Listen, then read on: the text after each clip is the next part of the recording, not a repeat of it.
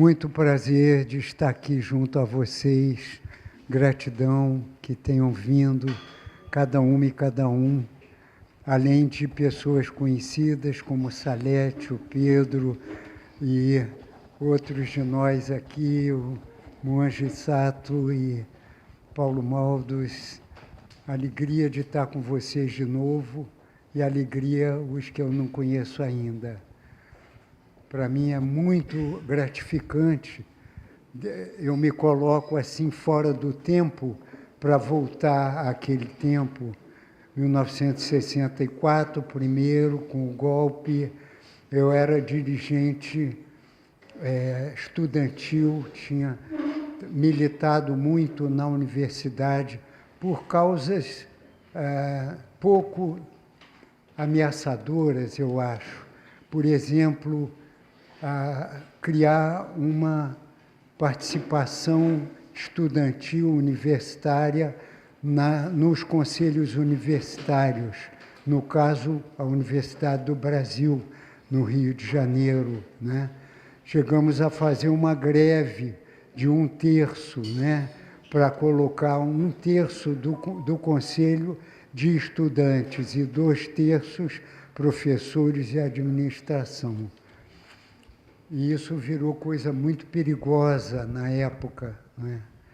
Em 64, a UNE, da qual eu fazia parte como dirigente dos estudantes de Geologia Nacional, que é a ENEG, Executiva Nacional de Estudantes de Geologia, que recentemente eu reencontrei e está vivo até hoje, imagine. Né? Então, eu trabalhei viajando pelas diferentes escolas do Brasil, procurando sensibilizar os colegas para a política mineral, o fato de que os nossos minérios eram explorados por empresas transnacionais e o seu benefício ia para o exterior.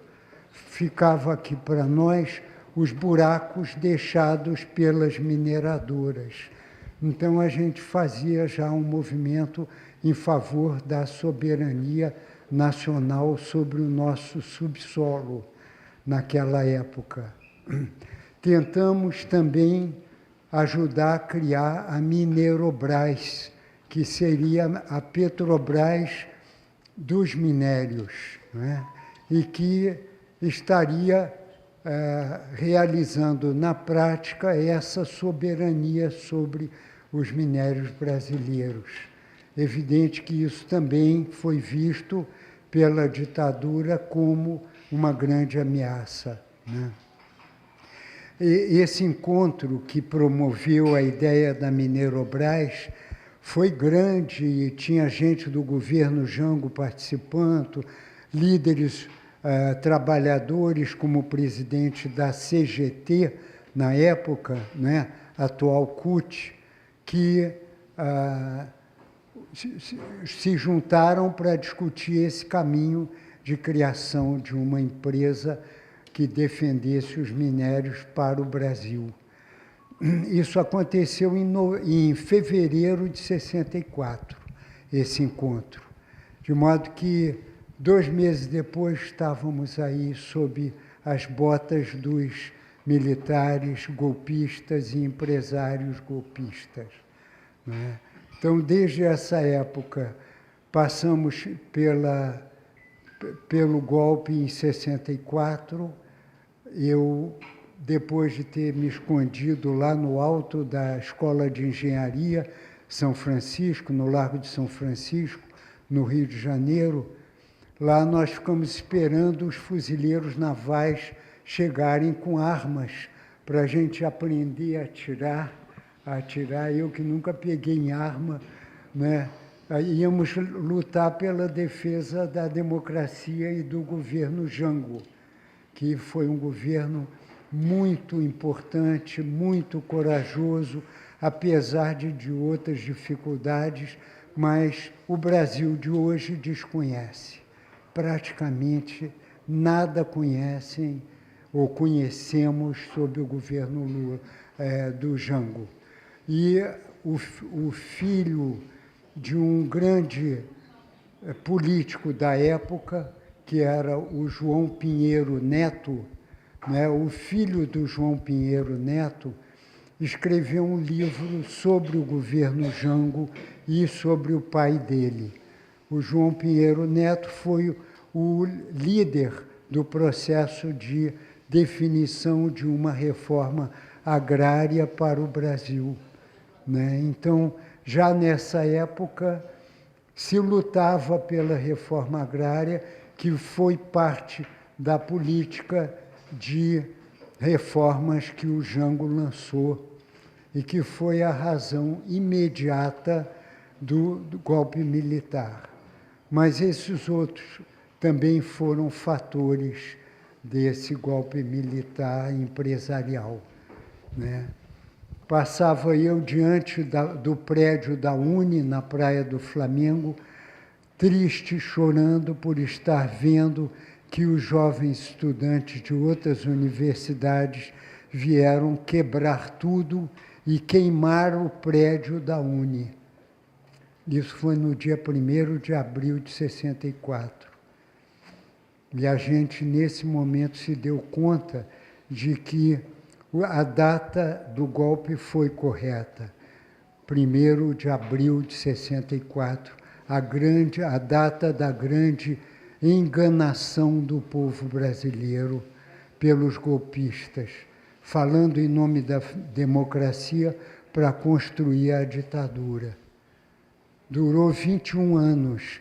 Eu sugiro a vocês que não percam o filme Um Dia que... Como é? Diz. Durou 21 anos. Um dia que durou 21 anos do filho do nosso companheiro, como é que se chama? Hein? Flávio Tavares. O filho do Flávio tem um nome também conhecido. Camilo Tavares. Foi o autor desse filme, que é um documentário excelente, um dos poucos que faz um balanço de qual foi o envolvimento dos Estados Unidos na preparação e implementação do golpe militar em 64, né? Eu, na época, tinha 23 anos, né? E já comecei a virar fugitivo da ditadura, né? E me formei na Universidade do Brasil em geologia e trabalhei 3 anos como geólogo.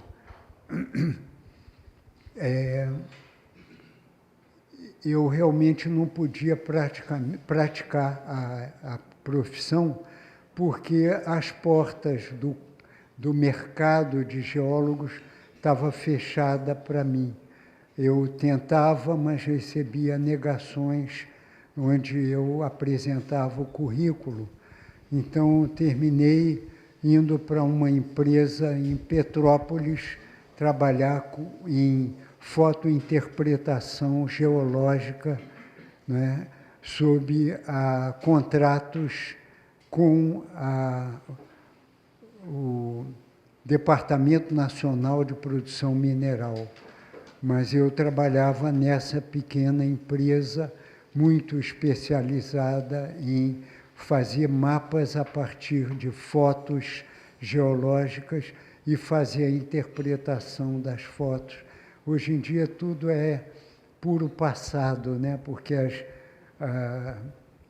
os computadores são capazes de identificar simplesmente pela foto o que são os minérios que estão ali na superfície. Embaixo ainda não, né? Mas foi uma grande paixão que eu tive e tenho para a natureza, né? O fato de eu ter escolhido a geologia, né? Porque eu queria estar na natureza e essa profissão me trazia bem para o coração dela. O meu primeiro trabalho, a minha primeira experiência profissional foi fazer o levantamento geológico de 3, se chama quadrículas do Brasil, né? Do Brasil Central, exatamente Goiás, onde eu trabalhei entre a Bahia e o Pantanal. Esse espaço inteiro, eu e um outro geólogo viajamos por ele, né, estudando as rochas, viajando de cavalo, de jipe e de barco pelos rios, não é? E levantando as ocorrências geológicas dessa região toda. Criei, então, uma paixão especial pelo Cerrado, né? Onde eu vivi esses 3 meses de trabalho. Foi incrível, eu descobri o Cerrado, que eu praticamente não conhecia, e passei a trabalhar bem mais tarde com a questão do meio ambiente, né? E o Cerrado com um papel muito importante, a mudança do clima que está ocorrendo aqui, não é? O desflorestamento que está acontecendo acelerado no Brasil, e em particular no Cerrado, e a grande riqueza hidrológica do Cerrado, não é?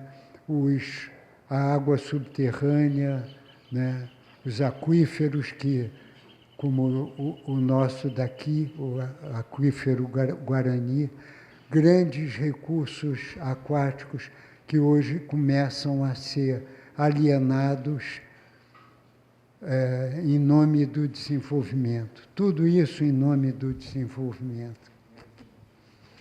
Mais tarde eu me dei conta de que a minha profissão era predatória para o meio ambiente. Infelizmente, eu tive que reconhecer e tenho procurado compartilhar essa consciência com estudantes de geologia atuais, né? Com quem eu já me reencontrei quando eu descobri que a ENERJ, a executiva de estudantes de geologia, está viva e ativa, muito criativa, acaba de fazer o 4º encontro de geologia, né, da região centro-oeste, incluindo o Mato Grosso, né? Pois bem, tudo isso me fez acabar tendo que fugir da ditadura, que tentou me prender no Rio.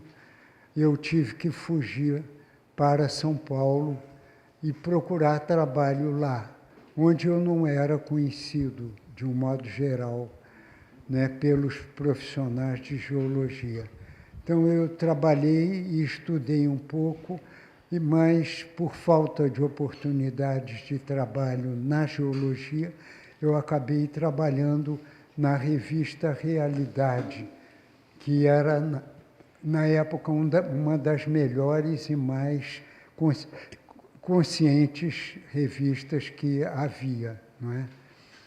E eu, então, trabalhei um tempo e depois, já como participante de um grupo de luta pela democracia e contra a ditadura, que era a Ação Popular, né, eu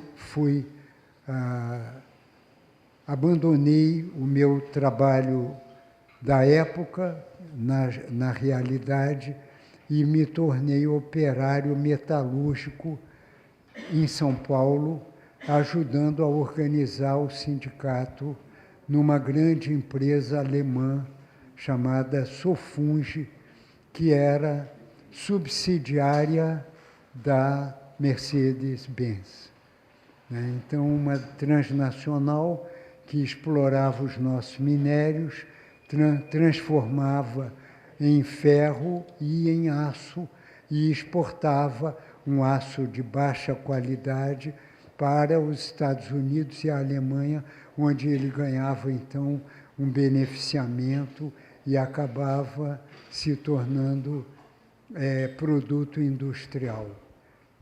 Nessa empresa transnacional, eu trabalhava como peão, né, sem especialidade.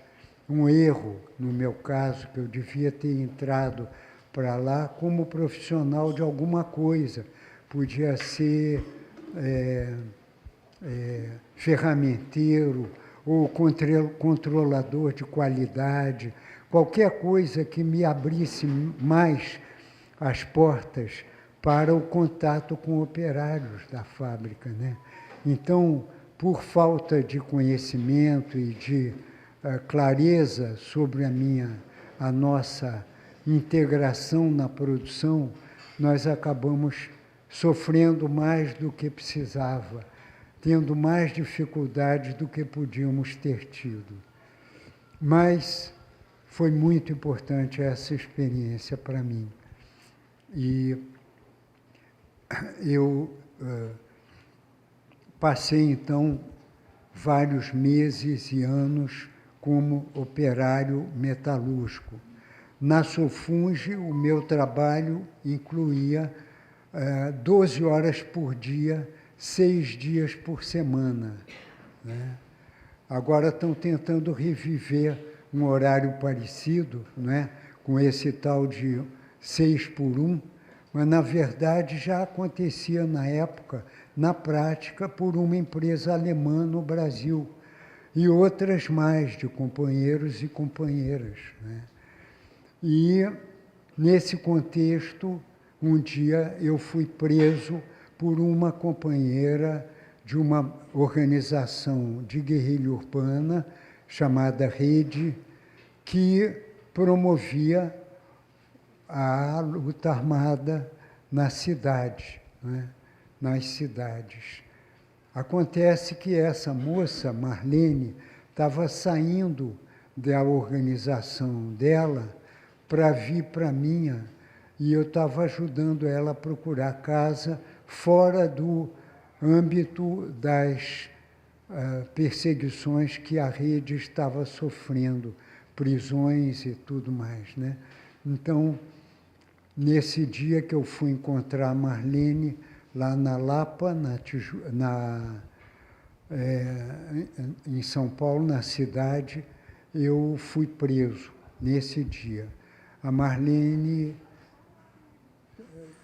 sofreu muito, 4 dias de tortura, que ela conta com muita vivacidade. Ela esteve comigo agora no Rio e em São Paulo, onde a gente lançou esse livro, né? Já fizemos 4 sessões, 2 em cada cidade, né? Lançando o livro Esquecer Nunca Mais. Então, a Marlene, ela veio com a polícia e eu fui preso e levado com ela para a Operação Bandeirantes, que era o centro de prisão, tortura e assassinatos naquela época, né? Foi, então, uma experiência espantosa, né? Nós já estávamos no ano de 1970, portanto, o governo do Médici, quando a tortura se tornou um instrumento normal, naturalizado de inquérito, né? Só que eu cheguei lá, empurrado e esbofeteado pelos militares que tinham ido me prender, né? E a primeira coisa que eles fizeram foi sobe a escada, e eu subi na Operação Bandeirantes, lá em São Paulo, na Rua Tutóia, subi as escadas com empurrões e chutes e tal, e lá em cima, tira a roupa, e lá eles me penduraram no pau de arara, né? O que era isso? Eram 2 cavaletes com um ferro no meio, né? Eles, sentados no chão, enfiaram, então, um ferro, e debaixo dos meus joelhos, eu sentado com as mãos assim, ó, né? Aqui o ferro passado embaixo, e aí me levantavam 2 policiais e me colocavam pendurado ali naquele ferro. E aí só então, e dando alguns choques, é que eles começaram a fazer alguma pergunta. Reparem então que, né, tinham desvinculado os choques elétricos e a tortura da função que eles estavam desempenhando ali, que era recolher informação, né? Então, passei ao todo umas 6 horas ali naquela condição, né? E ao longo desse tempo, várias vezes eles colocaram música alta para que o prédio que podia nos ouvir ali pertinho não ouvisse os gritos da tortura, né? Então, a música que eu me lembro tão forte que tocaram no meu caso era Jesus Cristo, eu estou aqui, do Roberto Carlos, né? Então, 6 horas pendurado, até que não tinha mais voz, não tinha mais sensibilidade, a tortura, os choques não me doíam mais, digamos, né? Eu tinha o corpo neutralizado, sobrevivendo só sem dor, para que ele conseguisse viver um pouquinho mais. Me baixaram, então, me deram vários ferroadas com o ferro nos testículos para me acordar, né? E chutes e tudo, me queimaram o ombro com cigarro, em suma, uma série de coisas que eram normais na época para presos políticos, né? Até que, num certo momento daquele quadro, que eu não sabia o que ia acontecer e quando ia acabar, num certo momento, o meu corpo se dobrou, deitado no chão, e eu comecei a ter uma convulsão, né, que durou 9 meses, eu acho. Durou até eu poder ser libertado, né, da prisão. Maio, eu fui preso de 70, e em fevereiro de 71 fui libertado, né? E eu fiquei também muito espantado e preocupado de estar tremendo, sem controle, né? Agora eu estou tremendo por outra razão, que é a doença de Parkinson, né? É um presente que a vida me deu para eu descobrir qual é o sentido da minha vida agora, nesse momento e nesse contexto, né? Então, os caras ficaram muito preocupados, foram procurar um médico e veio um japonês fardado, militar, né, que me deu uma injeção e disse que me deu uma injeção que ia me fazer dormir até o dia seguinte. Pois bem, eu realmente fui dormir até o dia seguinte. Só que no dia seguinte eu continuava com as convulsões. E aí eu fui levado para uma outra sala, onde esse mesmo sargento médico foi me perguntar pela primeira vez, fora os torturadores, onde eu morava, porque eles não tinham conseguido saber nada de mim, nem começando com a pergunta: onde você mora? Por quê? Porque eu morava num bairro operário com 3 outros companheiros, 2 homens e uma mulher. Nós 4 compartilhávamos uma casa de operário que só tinha água de poço, né, no bairro longínquo chamado Vila Baronesa. Para quem é de São Paulo deve saber ou ter ouvido falar, né? Então, o sargento me perguntava: eu não sei nada do teu caso, eu só quero saber onde você morava. Aí aparecia um torturador da noite anterior, olhava para mim e dizia: é isso, vamos te pegar, você já volta para os choques quando acabar aqui. Ou você fala ou está ferrado, e por aí foi, né? Eu, então, no final, não tendo dito nada que interessasse aos caras, ouvi, então, o veredito do sargento. Bota ele na cela coletiva lá embaixo e depois leva para o hospital militar. Então, foi aí o começo do meu renascimento, porque eu sou um dos poucos que sofreram tudo isso e sobreviveram. Talvez, se eu fosse mais fraco, né, eu não tivesse sobrevivido àquele tratamento, né? Cada um reage de um jeito, né? O meu corpo, mesmo sendo eu ex-escoteiro, geólogo e isso tudo mais, nada disso contou. Eu realmente fiquei nas portas da morte.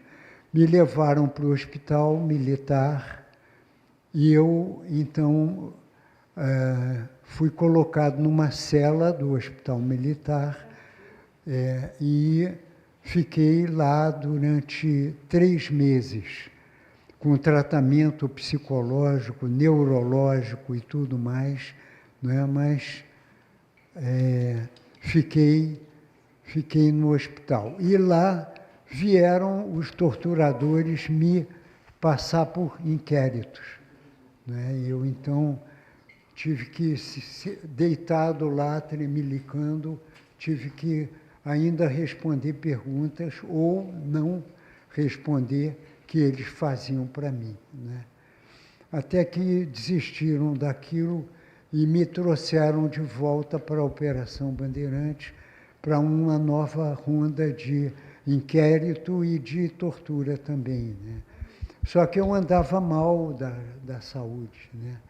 Então eu andava com um pau de vassoura apoiando o meu corpo, porque a perna esquerda, depois de ter virado um pedaço de árvore, de tão dura, né, soltou no dia seguinte e virou um papel, completamente amolecida e não segurava o peso do meu corpo, né? Então, durante alguns meses eu tive que fazer fisioterapia e tal, e como esses dois capitães vinham me perguntar coisas, a minha atenção era muito grande, né? Então, isso não me ajudou a melhorar como eles queriam, porque a política na época era passar por um médico que te faria um diagnóstico e mandar de novo para a tortura. Tinha médicos especializados nessa função, né? Mas, no meu caso, eles se viram impotentes, porque eu não estava em condição de voltar para o pau de arara sem arriscar de morrer. A essa altura, a minha família já, depois de 45 dias sequestrado e desaparecido, eu apareci de novo por virtude da minha família. E esse é o conteúdo da parte da minha mãe, desse livro que vocês estão aí vendo. A minha mãe vivia e morava nos Estados Unidos, né? Ela tinha se separado do meu pai e estava morando lá porque aqui no Rio a família, a mãe dela, irmã e filhos, maridos, ninguém aprovava o meu trabalho. Eu era de uma família de classe média que tinha a herança integralista. O nosso bisavô, meu, da Heleninha, da Inês, do Vitor, que estão aqui agora, meus primos, né? É isso mesmo, isso mesmo.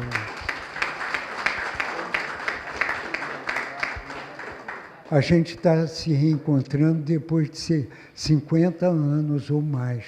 Agora estamos nos reencontrando aqui. Eu estou muito feliz por elas terem vindo.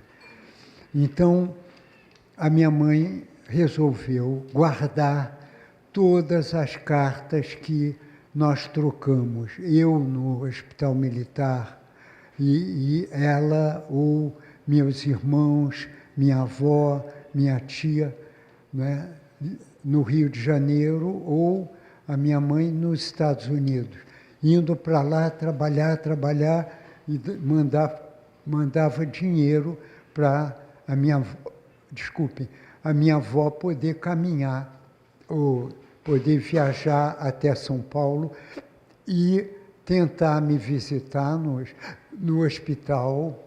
A minha mãe, então, viajando de lá para cá para mandar dinheiro para minha avó poder ir procurar o neto lá em São Paulo.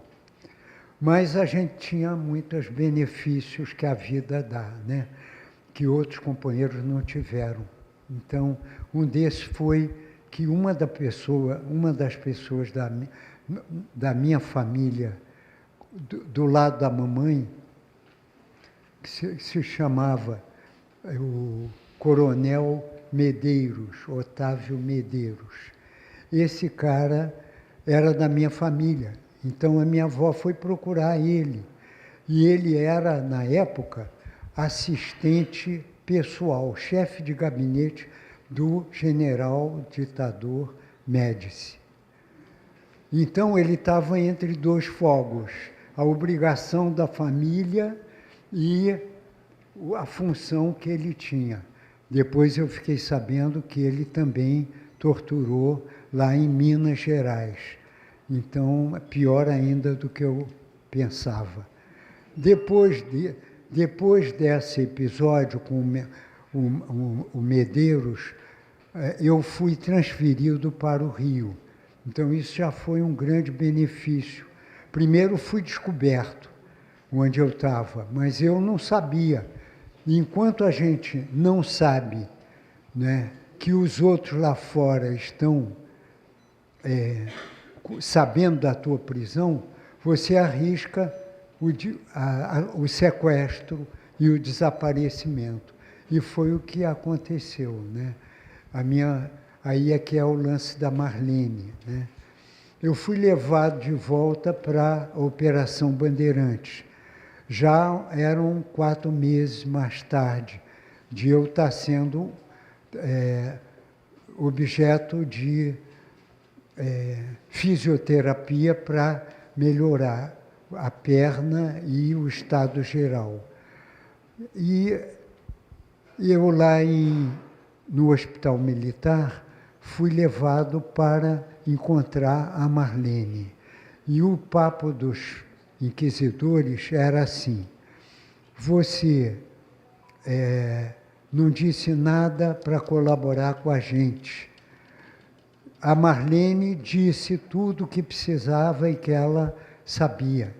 E foi levada, então, lá daqui, era na Operação Bandeirante, daqui ela foi para a prisão Tiradentes, onde você vai ser muito bem tratado até ir para casa e fazer a tua vida.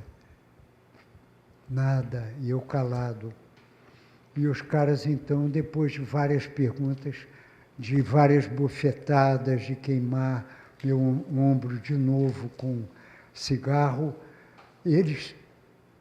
um deles saiu da sala e levou a Marlene lá para fora. E aí eu ouvi um grito dela. Foi nesse momento que eu percebi que não há tortura pior do que aquela que estão dando em alguém mais para você falar o que eles querem. É um inferno na Terra, sabe?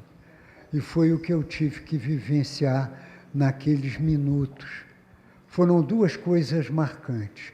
Uma foi quando eles fizeram um intervalo nesse inquérito, eles saíram da sala e cochicharam um para o outro. Como é que nós vamos fazer? O que nós vamos fazer com este filho da puta que não fala? Eu, nesse momento, senti muita força. Eu percebi que... 5 minutos. Que eu mal... Tem mais coisa no livro, né? Mas eu vou ao vivo. E também vai ter uma chance de vocês perguntarem e tal. Então, importa muito é isso. Os caras me levaram de volta para a sala e trouxeram a Marlene retorturada. E, nesse momento, o inferno baixou outra vez. Pois bem, de repente, sem eu saber o que ia acontecer, eu fui levado, primeiro ela e depois eu, fomos levados para os quartos que a gente estava, no próprio andar da tortura. E eu disse, caramba, acabou o inferno de repente. O que será que houve?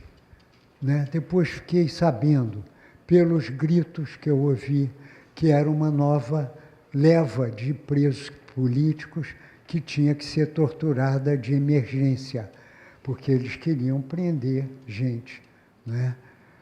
Então eu era macaco velho que não precisava mais ter pressa. Quando eu estou no meu quarto, aí eu ouço um barulhinho assim. E eu olhei em volta, nada, ouvi, e embaixo da cama saía esse barulho, né? Eu aí botei o ouvido e alguém estava dizendo, Zé Pedro, era o meu nome, né? Zé Pedro, quem está aqui é a Marlene. Aí eu fiquei de pé atrás, né?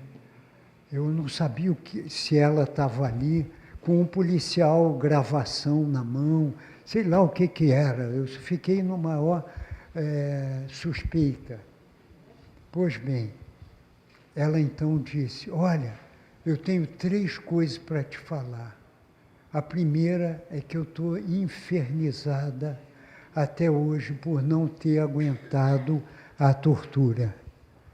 Pedi desculpa por não ter aguentado a tortura. Aí eu, primeira coisa, é a Marlene, não tem ninguém lá, é ela falando.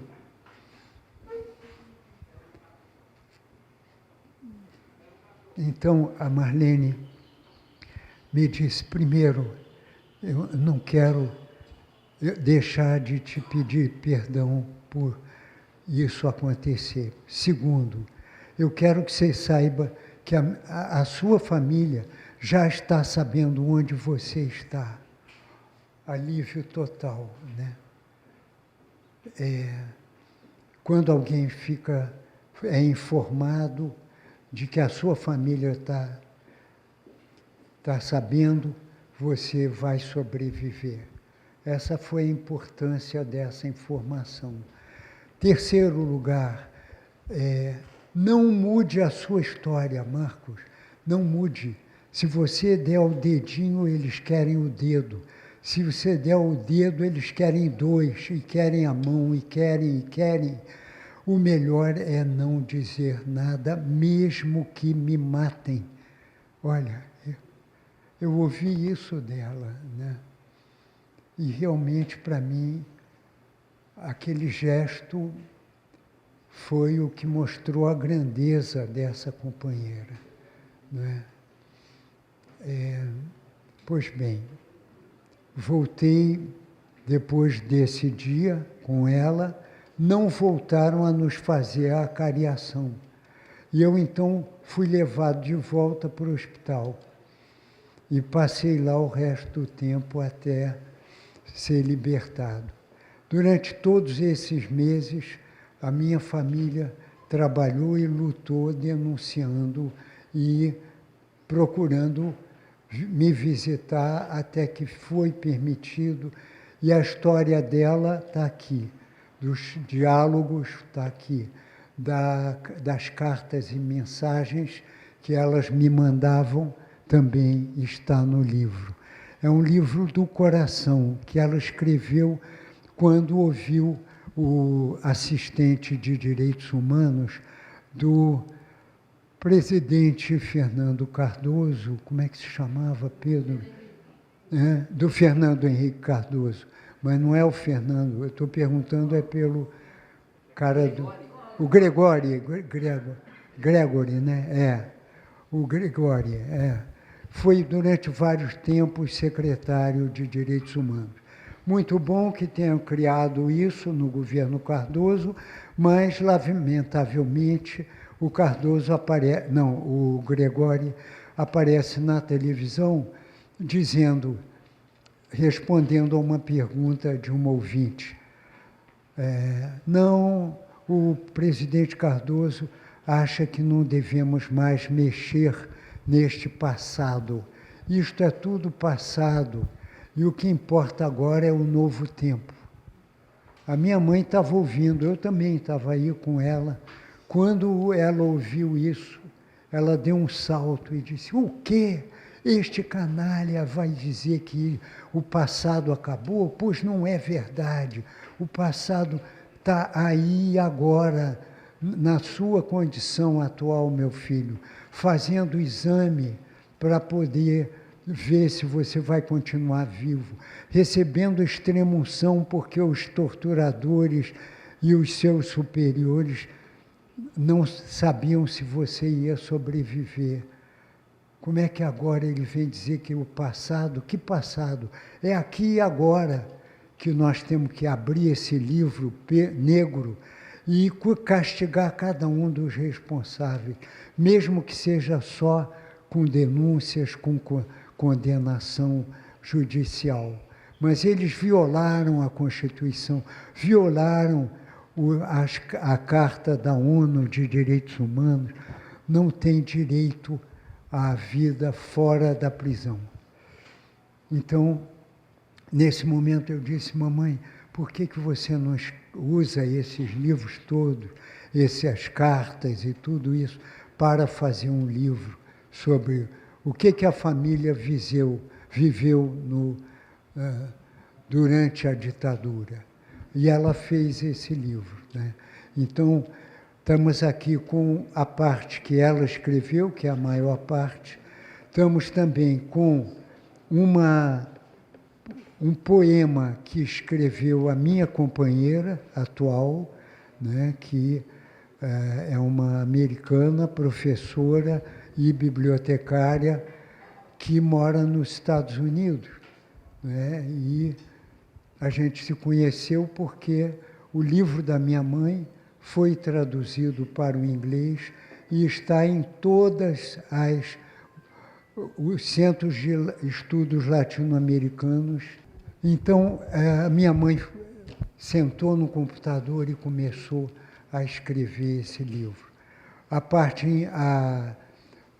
versão em inglês, que foi distribuída pelo país e continua, né? Inclusive a minha companheira, Catita, ela tem comprado vários das estantes virtuais americanas, né? Dos sebos, e tem dado de presente, tem botado em casinhas de livros, que tem muito comuns nos Estados Unidos. Você constrói ali na frente da tua casa um pé e coloca em cima uma casinha cheia de livro que você quer doar, né? Então, isso também a minha companheira tem feito. Estamos juntos há 10 anos, meu filho tem 35 anos, a mãe dele, divorciada de mim, está morando nos Estados Unidos, não, morando em Genebra, na Suíça, de onde ela vem. Ela é suíça, e eu a conheci no exílio, né? Então, Catherine é uma e a outra é a Catita, aqui no Brasil, Kathleen em inglês. Então, e temos uma introdução pelo Jim Green, professor da Universidade Brown, onde eu também dei aula, e que é um grande amigo meu e da família, porque durante, olha só como a vida tece as coisas de uma maneira misteriosa, né? O Jim tinha um dia aparecido lá em Washington, onde eu morava. Eu fiquei 4 anos lá e 1 ano e 7 anos na Suíça, em Genebra. E o Jim escreveu um prefácio, não, uma introdução para esse livro. Então, vocês vão ler a parte dele, na abertura do livro, o poema da Catita e o epílogo do Frei Beto, não, ainda é prólogo do Frei Beto e da Cecília Coimbra, ela criadora do grupo Tortura Nunca Mais. Ex-torturada, bravíssima mulher, grande amiga e companheira. Né? E lá nós temos no Rio o Tortura Nunca Mais, continuando o trabalho com as mães de filhos torturados e mortos pelas polícias da atual ditadura, né, do capital que nós vivemos. Então, saiu o livro em 2000, no ano 2000. Nós só fizemos um lançamento lá na ABI, no Rio de Janeiro. E esse livro, então, eu estou compartilhando aqui com vocês, mas com a seguinte dificuldade. Por causa do Parkinson, está difícil eu fazer ofertas, como é que chama? Dedicatórias, né? Então, eu vou colocar o meu nome informalmente lá no livro que vocês me trouxerem, e eu vou pedir para vocês escreverem uma pequena frase, que é o meu legado para vocês, que eu, nela, condenso a motivação de tudo isso que eu vivi. Porque tem muita gente, né, em diferentes partes, no Brasil e no exterior, que pede, né, para eu publicar o livro e tudo, né? Então, e me perguntam, qual é a sua motivação para ter querido fazer um trabalho desse numa fábrica, com o risco de ser preso, sendo preso, vivendo na pobreza, né? Tinha dia que eu e um colega que morava perto, a gente ia para perto da fábrica junto, e depois, de manhã, cedinho, a gente ia para a fábrica mais cedo, às vezes a pé, mas aí não dava. Então, quando eu ainda tinha dinheiro, antes de pegar o ônibus, a gente ia rodar um pouquinho dos bairros ali em torno da Sofunge e pegar o leite e o pão que estavam no pé das casas. Naquela época não havia essa enxurrada de supermercados e tudo mais, né? Então a gente não tinha comida. Antes de passar 12 horas trabalhando na fábrica, a gente queria comer alguma coisa e roubava, então. Então eu também posso dizer que eu passei fome como o Lula, né? O Lula. Mas foi pouco e eu tinha já muito mais condições. Então, resumo da história. Está aqui esse livro. Eu tenho o epílogo que eu escrevi. É um epílogo autobiográfico, onde eu coloco tudo aquilo que é o em volta da história que a minha mãe contou, né? Então, não há repetições, há detalhamento e há reflexões críticas, né? Mas é menos narrativo do que o texto da minha mãe. A última coisa, eu agradeço muito a vida de estar aqui com vocês hoje. Tomo o presente da vida como desafio para que eu possa fazer o melhor do que eu tenho condições desse presente que eu recebi. Então, obrigado a vocês por terem vindo. Eu não sei onde que eu vou sentar aí, mas... Vai sentar ali, obrigado. Ah, não?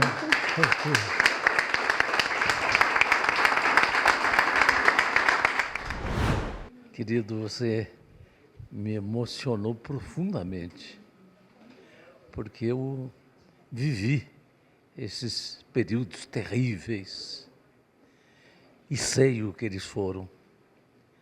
Eu não cheguei a passar pelos problemas que você passou, embora sempre estive junto, lutando do seu lado. E eu sei o quanto foi terrível esse período e que a gente não pode esquecer. A gente não pode esquecer. E gostei, sobretudo, da síntese que você fez quando fala em humanizar. Porque este é o grande problema da humanidade. É uma déficit de alma. As pessoas são muito voltadas para os seus interesses e, quando contrariados, estão prontos para investir, machucar e matar. Nós precisamos humanizar a humanidade. E por isso, o trabalho que a gente faz na União Planetária é, sobretudo, de humanização. Nós precisamos de uma sociedade humana digna, humana, respeitosa, amorosa. Nós precisamos conseguir essa transformação. E, para não ser negativo, eu vou dizer que nós acreditamos na possibilidade da mudança. Da mesma forma, e eu já mencionei aqui, que hoje, se alguém for defender a escravidão, vai ser considerado um doente mental, é preciso que, quando alguém defenda a tortura, quando alguém defenda as guerras, quando alguém defenda a violência, seja considerado um insano, um doente mental. A nossa postura tem que ser humana. Reconhecer direitos humanos e reconhecer que temos que fazer um trabalho intenso pela mudança dos valores humanos para que esteja em primeiro lugar a humanidade. Obrigado, muito obrigado, Arruda. Eu queria dizer que as cenas que Marcos descreveu parecem cenas de um filme. Mas eu garanto que são verdadeiros. Talvez fale em filme porque você continua galã, Marcos. E eu tenho um ano a menos do que o Marcos. Eu passei por coisas parecidas. Eu ouvi essa história em tempo real. Naquela época, eu passei por situações parecidas, não no Brasil. No Brasil, eu não queria dramatizar, mas essa surdez é porque fiquei preso em 77, em Salvador, na Bahia, e levei telefone. Você chamava telefone, não é isso? E essa minha surdez certamente vem dessa situação também. Depois eu fui para o Chile, em 70, e aí eu contei essa história aqui para vocês. Passei por situações dramáticas, mas não sofri fisicamente, mas certamente foi uma tortura psicológica. Mas só queria fazer uma pergunta, Marcos. Você, logo no começo, você falou em minérios que o Brasil dispõe. E que depois você soube que a mineração é uma atividade destrutiva. Aí lhe pergunto, Petrobras, hoje, porque Petrobras, para mim, é um símbolo da indústria nacional. Mas a Petrobras também está, hoje, atuando na Amazônia, em uma atividade que também é questionada. Petrobras e Minerobras têm a ver? O que é que tem atrás disso? Que eu acho que, de alguma forma, o doutor Ulisses mencionou o que é que pode estar atrás disso. Mas queria que, no final, você falasse sobre, sem dramatizar a sua vida, o que é que está atrás da Petrobras, da Minerobras, que você lutou para existir, mas depois você desistiu. Mas isso tem a ver com os dias de hoje. Eu achei interessante o Sato falar que passou por tudo isso, porque eu ia começar as minhas palavras dizendo exatamente isso. Eu passei por tudo isso. Só que pela metade, Marcos. Porque eu estava em Brasília. E Brasília era o quartel-general da Revolução Militar. E aqui, os militares moravam, principalmente os que mandavam. E metade dos militares, no mínimo metade, tinham filhos estudando na Universidade de Brasília. E tinha aqui um geólogo também, que você já deve ter sabido a respeito dele, o Onestino Guimarães, da Geologia, primeiro lugar de 1965, eu tirei o segundo lugar no Direito, e fui diretor do Onestino. Quando o Onestino foi preso, na invasão de 68, eu assumi a Federação dos Estudantes da Universidade de Brasília, a famosa FEUB. E eu não sabia viver naquela situação de radicalismo. Eu tenho uma diretriz budista. Foi São Paulo mesmo, foi que chamava Operação Bandeirante. Diretriz budista, que é o caminho do meio. E tenho também, de minha formação católica, a diretriz principal de amar ao próximo. E o próximo, seja verde, amarelo ou vermelho, eu tenho essa situação que minha avó me ensinou tão bem, e a religião católica também, de amar o meu próximo. Por isso, eu perguntei aos estudantes da Universidade de Brasília o que é que eles queriam. Se queriam quebrar a Thomas Jefferson, como nós quebramos muitas vezes, se queriam sair de passeata, se queriam fazer isso ou aquilo, como era muito normal, fora Yankees. E eles disseram uma coisa muito interessante. Eles queriam estudar, eles queriam se formar, eles passaram no vestibular para se formar. É muito importante. Povo brasileiro, vocês sabem disso. Eles precisavam disso para custear as suas famílias. Eu, por exemplo, era rimo de família. Mas fiz o que precisava fazer na Universidade de Brasília, que foi salva. Por quê? Porque na invasão de 68, deram um tiro na cabeça do estudante em sala de aula. E isso, Marcos, teve repercussão internacional. Repercussão internacional contra a ditadura militar brasileira. E, volto a dizer, metade dos alunos da Universidade de Brasília ou era filho de militar, ou era parente de militar,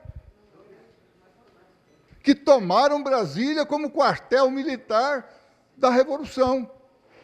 Aliás, Brasília foi salva como capital federal por causa disso. Porque, na época, o que se queria mesmo era voltar a capital federal para o Rio de Janeiro. Então, esses fatos levam também, Marcos, a essa situação. A Universidade de Brasília foi salva porque a ditadura militar fez uma baita de uma besteira de tentar invadir a Universidade Militar contra metade dos militares que tinham filhos aqui. E contra a vontade dessa universidade, dessa cidade, ser capital federal e já ter aqui o povo. As invasões, foram as invasões que salvaram a nossa capital, Brasília. Porque tinham mais de milhões de pessoas já aqui que não podiam voltar atrás. Então, Marcos Arruda, parabéns para você, parabéns para sua mãe. O livro que conta essa história que eu estou dizendo está aqui. Eu quero trocar por um livro seu. E parabéns a todos que estão aqui presentes. É disso que nossa Brasília precisa, é disso que nosso Brasil precisa. É exatamente contarmos as nossas histórias, porque, para não esquecer, atenção, cadê o não esquecer? Para esquecer nunca mais, é preciso relembrar. Muito obrigado a todos. Com o seu depoimento aqui, com a sua palavra, lembrando que eu morava numa cidade pequena do interior, quando essa coisa toda estourou, e eu ficava lá ainda de calça curta, moleque, andando para lá e as coisas acontecendo. Hoje eu choro, por que eu não estava lá? Meu pai, na ocasião, até pensou que a gente ia mudar, veio do meio do mato, aí a gente foi para uma cidade pequena, chama Santa Bárbara. E esse período, 64, 70, 70 e poucos, a gente estava lá. E parecia que as coisas aconteciam lá no exterior, não parecia que acontecia no Brasil. Aí eu vim estudando e fui sabendo dessas coisas. E é um tipo de choro continuado e retroativo. Uma coisa que dói também. E pensar que a gente, ser humano, é capaz de fazer isso. Que se a gente duvidava, a gente tem agora experiências terríveis, recentes, de que esse espírito de destruição e de desumanização não morreu, nem arrefeceu. Daí a importância de nós nos mantermos vigilantes. Temos que nos manter vigilantes. E as iniciativas como a Tribuna Livre pela Paz, aqui, uma excelente iniciativa, também é para nos manter vigilantes. Porque deixar isso quieto no canto favorece o fortalecimento da má-fé, da maldade, do logro, da força, da lei de talião, e as instituições morrem. Então, primeiro, os parabéns por tudo isso, por a gente reviver isso. E eu tenho uma pergunta para fazer, talvez ela fuja ao escopo, me perdoe. Eu atuo, de algum tempo para cá, eu estou totalmente contra exportação, principalmente commodities, o que se chamam de commodities por aí, que agora até vida é commodities, né? Eles traficam com isso e tal. Mas uma forma do mundo encontrar a paz não é mudar essa lógica de exportação e você ter o serviço, sim, aqui em qualquer lugar do mundo, mas exportação não. Venham, façam o serviço e voltem para seus lugares, para suas terras, né? Adquiram o acabado, né? O agregado, o valor agregado, mas exportação não. Isso vai deixar buraco, que já deu buraco demais, né, no Brasil, mas buraco no mundo todo. É a minha pergunta, me desculpe se eu tiver fugido, tá? Muito obrigado a todos. Caríssimo irmão, Marcos Arruda. Em primeiro lugar, quero lhe parabenizar pela belíssima história de vida, pelo belíssimo depoimento e, principalmente, pela sua mensagem de amor, quando o senhor chega e diz assim: é preciso humanizar o infra-humano. Muito bonito isso. Eu queria deixar uma sugestão. Mesmo um Deus que permita tamanhas atrocidades, coisas horríveis, injustas, a minha sugestão é que nós o vejamos como um pai amoroso que quer sempre o bem da humanidade. Então, o senhor que deu essa lição maravilhosa de amor, eu pediria que o senhor falasse um pouquinho sobre a sua visão de Deus para alguém que passou por tantas atrocidades, por tantas injustiças e, com certeza, deve ter refletido muito sobre a divindade, né? Esse é o meu pedido. Muito obrigado. Eu conheci o Marcos numa fase já posterior a todo esse sofrimento. Nos anos 70, a gente estava fundando a Pastoral Operária e a gente estava tomando contato com toda a questão da educação popular. E foi aí que o Marcos apareceu nas nossas vidas, através do Padre Agostinho Preto, como um assessor da Pastoral Operária fundamental naquilo que foi o nosso aprendizado da educação popular.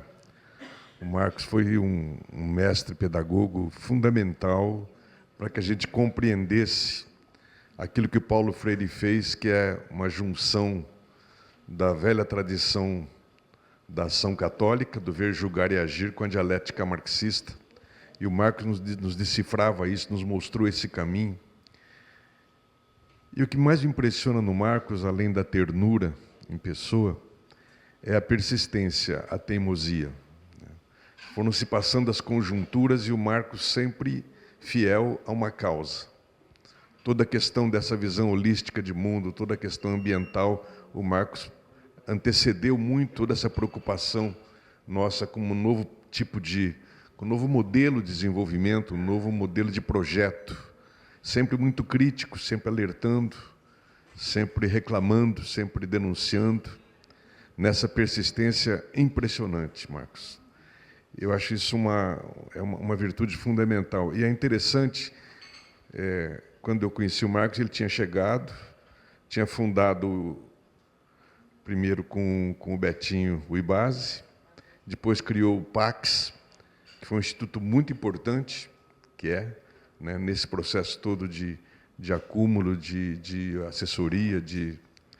Então, essa persistência e essa capacidade de ajornamento, né, de buscar uma nova visão, tão importante, e nesses dias ela se faz muito importante. Porque nós, se não estamos vivendo mais a ditadura militar, estamos vivendo uma ditadura que, para mim, é tão grave quanto, tirando esses aspectos, evidentemente, da tortura, que nos mexem com nossas entranhas, mas o que eles estão fazendo com o nosso povo é uma tragédia. Quando se fala no 8 de janeiro, tentativa de golpe, eu costumo dizer que tem um golpe muito pior que esse. É o golpe que eles estão dando de usar a ciência para mudar a cabeça e o coração do povo brasileiro. É um processo de lavagem cerebral coletiva e que, quando atingia as classes médias, as classes médias, a gente dizia, não, mas a classe média brasileira sempre foi escravagista, uma tradição péssima de individualismo e tal. Mas e agora? Como é que a gente faz quando o povo da periferia está tendo a sua cabeça completamente dominada com essas novas tecnologias? Como é que o que está em risco, a democracia é feita por sujeitos. Quando os sujeitos são corrompidos, quando os sujeitos são deformados, o que nós vamos esperar? Como é que explica que no Brasil 45% a 50% seguem apoiando essa figura que responsável por milhares e centenas de milhares de mortes, por toda essa desgraça? Como é que se explica? Como é que se explica o uso da fé né, essa figura do Malafaia exposta nesses dias é apenas um representante de um processo terrível que nós estamos vivendo. Então, mais do que nunca, o grito do Marcos Arruda é importante. Mais do que nunca, o grito pela democracia e por a gente trabalhar intensamente na educação popular para tentar reverter esse quadro é fundamental. Porque nós estamos num risco enorme, num risco que pode... eles podem, de repente, nos tomar de novo o projeto, não precisando dar um golpe, através de eleições. Eles estão conseguindo fazer hegemonia. Tudo bem que agora o Mota nos deu uma mão, o Trump mais uma dessa. Outro dia, encontrando o presidente Lula, eu falei, você nasceu com a bunda para a lua, né? Nós estávamos num marasmo danado, o governo bem perdido, né, numa negociação estranha o tempo todo, e foi necessário que ocorresse aquela coisa do IOF, para que o governo desse uma acordada, chamasse a militância respondeu imediatamente. Nas redes sociais houve uma... né, e o Trump depois nos ajuda ainda, mas tem que aproveitar essas ocasiões para não sejam fatos conjunturais, mas que nos permitam mexer com a estrutura disso. Então, mais do que nunca, meu querido, a tua missão vai continuar. Aos 84, tem pelo menos mais uns 10 aí, tua avó viveu 101, não foi? Tua mãe tem bastante, então nós estamos esperando mais uns 10 anos, pelo menos, de você aí, nos ajudando com esse irmão Parkinson, como dizia o nosso querido Pedro Casaldália, que também teve, até isso te une a ele, né? Então, toda felicidade, muita saúde, gratidão imensa, e vamos continuar, nós precisamos muito de você. Olha, eu, quando procurei, me empenhei, né, de trazer o Marcos para essa tribuna livre, fazer o lançamento desse livro tão lindo, aqui, neste espaço, né, o que me moveu foi justamente um sentimento de muita gratidão ao Marcos, com muitas coisas que eu aprendi com o Marcos, como educador, como ser humano, né? A minha convivência com o Marcos remonta, creio que aos anos 80. A gente deve ter se passado por perto nos anos 70, né? Mas não se conhecia, né? Mas nos anos 80 a gente passou a se conhecer. E eu aprendi sempre muito com o Marcos algumas coisas que são fundamentais, né?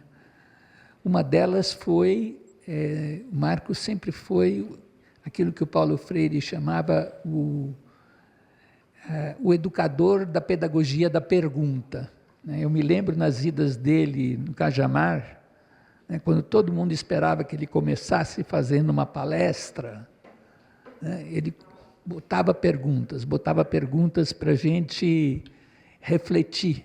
Eu me lembro de um seminário que acho que você vai lembrar que nós organizamos sobre ética e política no Cajamar. E a gente estava pensando lá um pouco como fazer.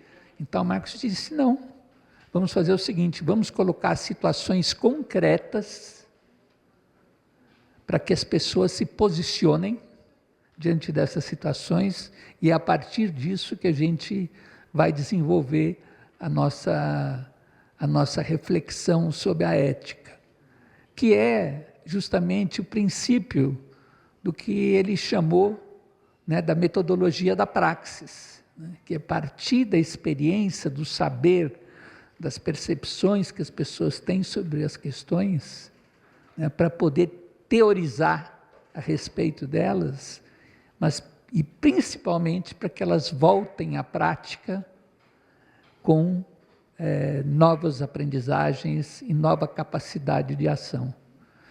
Então, eu devo muito, Marcos, a você, tanto como educador, como ser humano. Eu vivo aprendendo com você, e por isso eu fiz questão de trazer você aqui para compartilhar com todo mundo esse que é um dos meus grandes mestres. Obrigado. Todos eles foram muito tocantes, todas as falas. Teve alguém que eu não falei ainda, que é a Sol. Está aqui, muita saudade, Sol, alegria de ter você. Eu queria falar sobre essa pergunta relativa a Deus. Deus, né? Eu considero que uma das causas do enfraquecimento das esquerdas. Tem a ver, em grande parte, com o vazio, o relativo, mas vazio, tomando como referência a necessidade, o vazio do nosso trabalho educativo, a falta do tamanho suficiente, do alcance suficiente do nosso trabalho de formação, sobretudo de formadores e formadoras.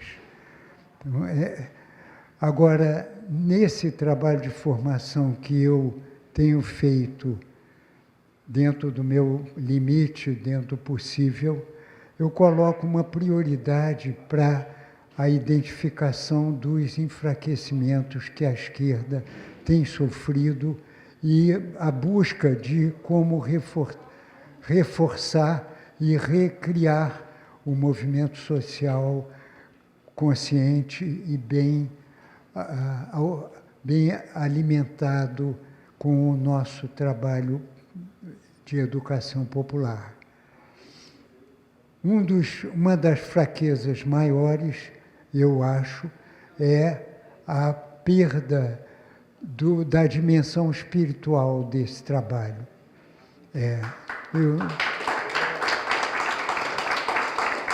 Obrigado. Quer dizer, depois de viver vários anos apoiando a pastoral operária, a pastoral da terra, principalmente, e alguma outra, eu senti uma falta enorme quando, nos anos 80, um companheiro trouxe para nós, da assessoria da pastoral operária, a notícia de que íamos parar com a formação de dirigentes. E eu não entendi até hoje por quê, mas está aí um exemplo. O outro exemplo é, nessa formação, quanto de espiritualidade a gente conseguia introduzir. E aí eu digo o que eu chamo de espiritualidade. É simplesmente a busca permanente de um sentido maior para a nossa existência, não é? E alguns de nós que já têm uma resposta tentativa, nunca certa, mas tentativa, de que há um ser transcendental, né, que está manejando e mantendo a vida no seu caminhar, com alguns elementos espantosos, como, por exemplo, a liberdade. Pensem aí o que significa que a gente tenha passado do reino animal primata para o que eu podia chamar, junto com o Teilhard, de o reino noológico, né, do nous, da noologia, isto é, o ser humano com sua consciência reflexiva sendo capaz de transformar o mundo para além de onde a evolução já nos levou. Então, o mais além disto implica a gente redescobrir a dimensão espiritual de cada um de nós, de cada uma de nós, né? Redescobrir é descobrir um chamado, né? Descobrir um desafio, que é como é que eu estou aqui, para que eu estou aqui, o que implica eu estar vivo, a que eu sou desafiado a construir e a ser. E aí tem umas palavras que são meio complicadas, mas merecem mencionar com tradução. Nós somos seres chamados para ser autopoéticos, para ajudar a construir a nós próprios e próprias, ao longo da nossa vida terrena. Construir para quê? Esse é outro desafio. Para quê? Cada um de nós vai ter uma resposta. Não há uma resposta igual para todo mundo. Mas, tomando como referência o fato de que somos todas e todos seres humanos, há uma dimensão que pode ser respondida, que é a seguinte: somos seres que ganharam o presente da liberdade. É um presente difícil, desafiador, terrível, mas é.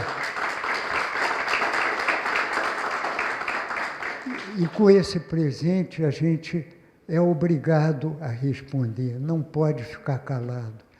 E a resposta tem que ser aprender a usar o melhor possível a liberdade que nós temos.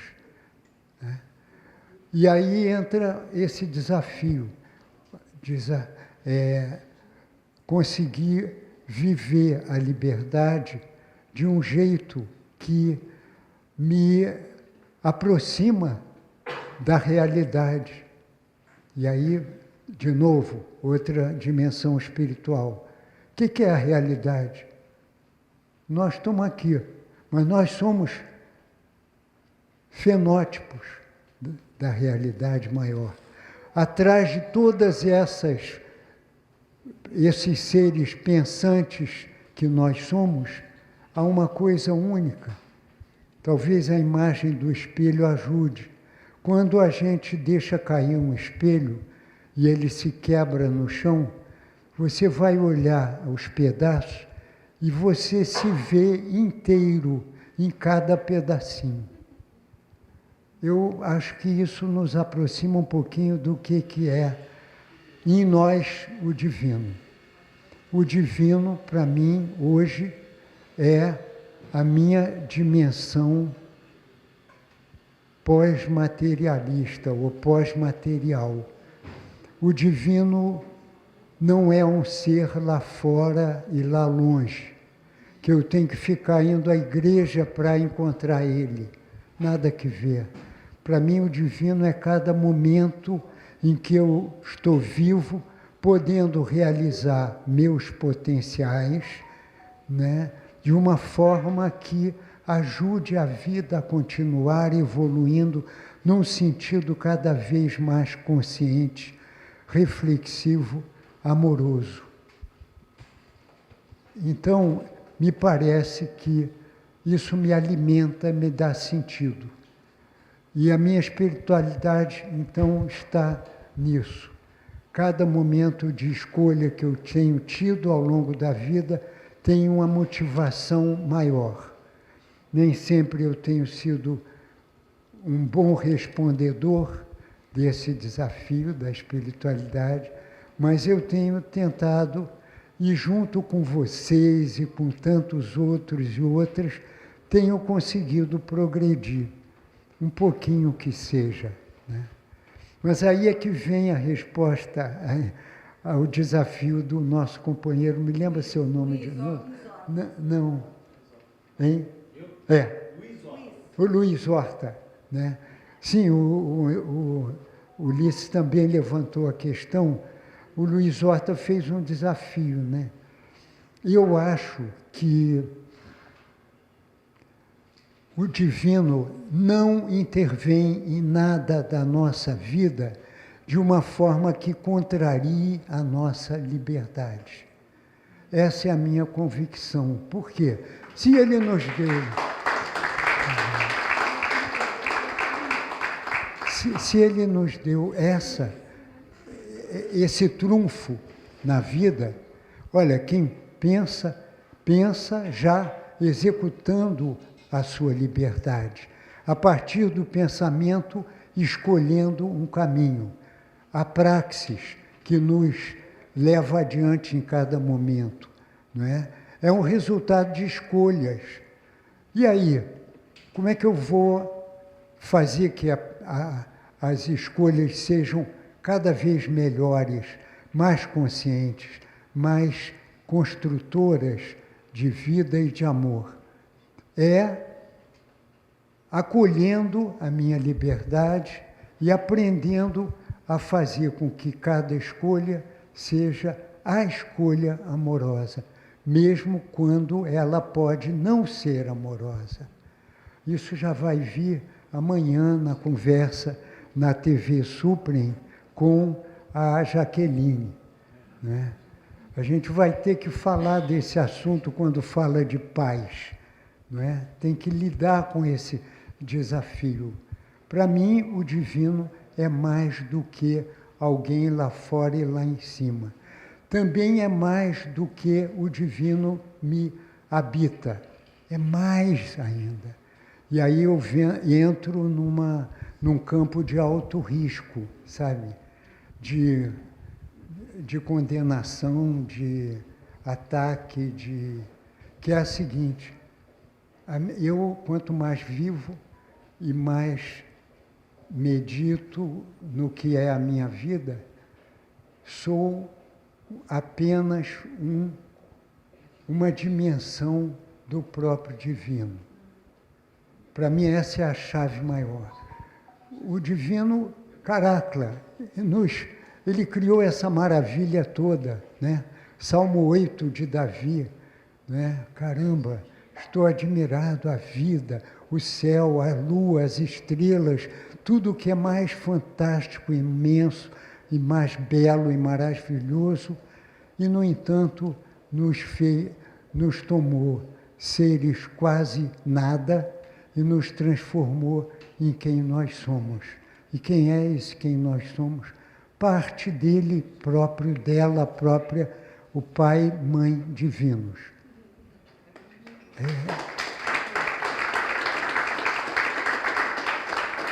Então, eu estou falando demais, mas... então, o que isso implica para o nosso dia a dia, né? Aí tem que entrar de novo o universo de relações, vamos falando da linguagem do nosso seminário, de 1 hora atrás, né? O universo de relações que a gente tem e que são um desafio contínuo, né, para a gente. Relações, eu comigo mesmo, eu com tudo que eu sou de potencial, e eu que quero alguma coisa a mais, não é? Esse eu é uma relação, eu comigo mesmo. Pensar isso e cada dia pensar, e eu comigo mesmo, o que eu aprendi a mais, o que eu fiz a mais, o que eu sou a mais do que eu fiz 1 minuto atrás, 1 mês atrás, ou 1 dia atrás, né? E nesse perguntar para mim, eu encontro 3 outras perguntas. Eu sou natureza, nós somos uma espécie da natureza, nós somos um fenômeno da natureza. Mas, aí o Teilhard nos ajuda, né? Esse fenômeno está envolvido de carne e osso. Esse fenômeno é o nosso corpo material, é a matéria, né? Então, eu tenho que reconhecer a sacralidade da matéria. Sacralidade da matéria significa que ela é parte de toda a criação e nós somos partes do Criador. Por quê? Porque nós somos capazes de pegar a matéria e moldar maravilhas, uma escultura, né? Um ato de beleza, de generosidade, tudo que sai de nós teve uma fonte original que está em mim. Em mim, não só, é fruto do divino em mim. Então, como fazer com que os nossos trabalhos de educação popular ajudem as pessoas a se ver mais além do que elas veem, né? Ver mais além, ir mais além. Definição de educação, Paulo Freire. ir sempre mais além de onde nós já fomos. Portanto, uma realidade inacabada. Só que o presente que nós recebemos de um divino que eu sou parte dele, dela, é eu sendo parte dela, procurar conscientemente viver a minha divindade. Viver a minha divindade. E acreditar, eu acho, cá entre nós, que Jesus veio para nos ensinar isso. O ensinamento de Jesus, para mim, é dizer, olha, toda essa beleza que vocês viram de um cego ver e de um morto ressuscitar, vocês também podem realizar. Basta acreditar em quem vocês já são. Olha só que coisa. Acreditar que nós já somos isso tudo e, ao acreditar, passamos a fazer acontecer. Né? Então, a essência, para mim, está aí. Não é? E tudo mais é a grande busca. E aí vale a pena ler autores como Teilhard de Chardin e outros. E eu termino mencionando que eu tenho uma trilogia, né, que está publicada, dois livros na editora Vozes e um terceiro na Ideias e Letras. Então, esses 3 livros têm aqueles títulos: Humanizar o infra-humano, o primeiro. O segundo, Tornar real o possível. Então, estamos indo mais perto. Humanizar o infra-humano. Tornar real o possível. Aí o terceiro, que é sobre educação, para além da economia e da filosofia, está o desafio da educação como um caminho para a gente viver uma economia do amor. Economia do amor, uma expressão muito esquisita, pode ser que seja enrolar as pessoas, trazer uma coisa tão material lado a lado com amor. Pois não, é pensar de novo. Até a economia tem uma vocação divinizadora que a gente tem que discutir, né? E aí entra o trabalho de economia solidária, né? Ainda bem que o Gil está aí, porque ele é totalmente sintonizado com o que a gente está compartilhando com vocês, né? A economia solidária ou a economia de libertação do Euclides ou qualquer outro nome que a gente dê, envolve uma caminhada bastante longa e difícil, porque o ponto de partida dela é esse mundo do capital, não é o outro. Não são as nossas intenções e vontades que são o ponto de partida. É a crueza do mundo que nós vivemos, é a crueza da tortura que eu passei e quantos passaram e não voltaram, né? Não. Então, eu tenho essa percepção de que o meu dia a dia, que me constrói também a humanidade. E com essa consciência, eu acho que esse lado do chamamento não é só meu, é nosso, é de todos os coletivos humanos. Só que a gente tem que fazer com que esses coletivos apreendam essa visão pelo jeito que eles puderem, porque o que eu estou dizendo aqui é a minha, eu não quero que ninguém saia daqui achando que eu doutrinei ninguém. Eu só compartilhei, procurei responder e ajudar a pensar. Está aí o desafio do educador e da educadora da Praxis. E que nós, como pessoas de esquerda, procuremos fazer da nossa vida um renascimento e uma reconfiguração da esquerda, que ela se torne educadora da praxis, educadora de todas as dimensões do ser humano, que é um ser integral, né? Entre esses seres, a dimensão do sutil, a dimensão da espiritualidade é fundamental.